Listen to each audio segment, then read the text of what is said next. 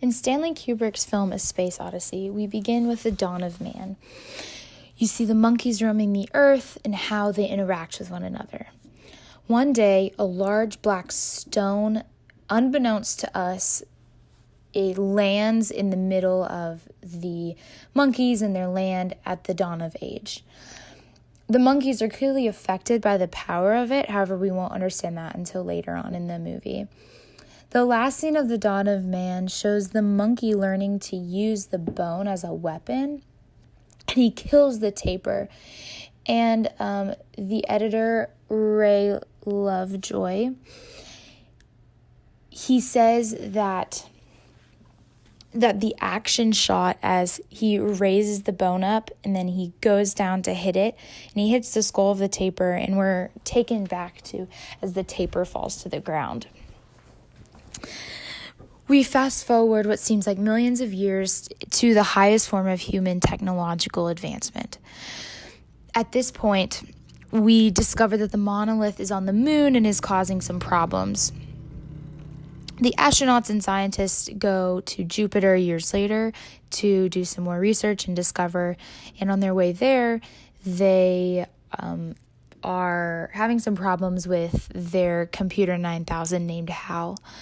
They ended up having to deactivate HAL, and we see the dichotomy of technology and humanness of HAL. Throughout this film, there is a lot of sound and very important sounds. So according to Borsam and Monahan in the textbook Looking at Movies, sound is as significant as what we see, if not more significant. This plays a very interesting role when looking at sound.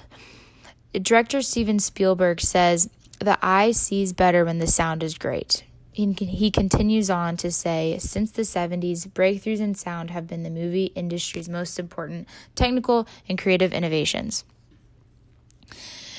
So Stanley Kubrick, he was the producer, the director, sometimes the editor of this film. He does a great job of matching the film to the scores, not matching scores to the film. The significance of this shows how the natural world and technology cannot always be in sync with one another. And Kubrick wanted to make a point that actually this isn't the case, that they can work hand in hand.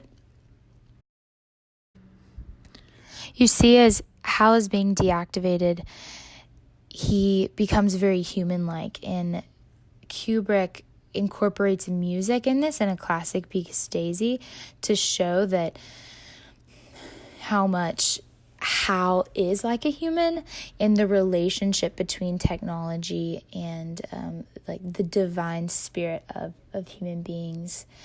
The ghostly, scary, haunting voices that Hal used to describe the agony that he's feeling also shows how, while technology is present and it's abrupt and aggressive as we saw during the film, that it is a beautiful thing and that it can be in sync with human nature. And I believe that the astronaut is just now seeing this. And Kubrick uses this and expresses this through sound. Me to sing a song. If you'd like to hear it, I can sing it for you. Yes, I'd like to hear it, Hal. Sing it for me. It's called Daisy. Daisy, Daisy, give me your answer, do. I'm crazy, all for the love of you.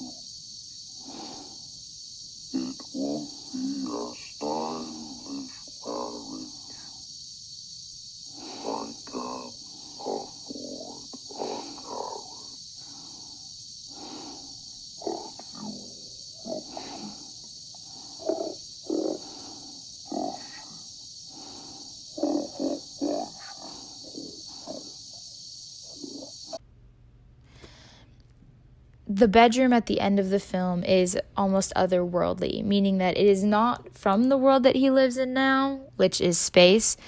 Therefore, like, this is very foreign to him. The sound in the bedroom is excruciatingly silent, and almost it portrays a nearly deafening silence. This contradicts the abrupt and aggressive sounds throughout the film. And it's interesting that they show the bedroom and him in the bedroom, because it shows this interesting dynamic of him being restless